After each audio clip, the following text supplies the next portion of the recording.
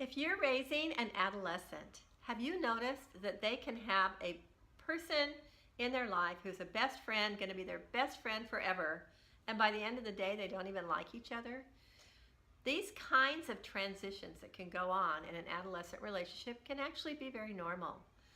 The reason is that pleasure center, that part of the brain, deep in the brain, that small spot, is involved with our relationships. So the brain cells communicate with each other through chemicals, and those chemicals are called neurotransmitters. In the pleasure center, one of the really important neurotransmitters here, or chemicals here, is called dopamine. So dopamine is a fascinating chemical. It's the one that we equate with reward. So if your child is looking forward to spending time with a certain friend, and that relationship is going well and it makes them happy, dopamine levels up. If they are anticipating being around someone that they don't particularly like or someone that's hurt them, dopamine levels go down. And that then affects the relationship. They don't want to be with them or they really want to be with them.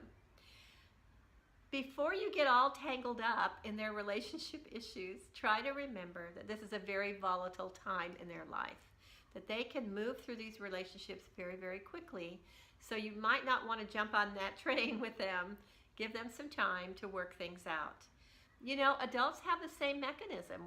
Dopamine has the same impact on us. But for some reason, in adolescence, the dopamine levels go higher than they do in an adult, and they go lower than they do in an adult. And so their responses are going to be a little bit more abrupt and unpredictable. There are some things you can do, though, that can strengthen your adolescents' relationships. For example, if you plan a Friday night at your house with food and fun with their friends, then their dopamine levels and their friends' dopamine levels are going to go up into anticipation of this fun time. On the other hand, if they're unhappy with someone who's been a good friend to them and they're just complaining about it, introduce some times that you know that they really did have a good time together and some qualities about that friend that your child used to really appreciate. That might help adjust those dopamine levels a little bit. So we're playing with brain chemicals, but you know, sometimes that can be okay. I'm Dr. Metten with Anatomy for Kids.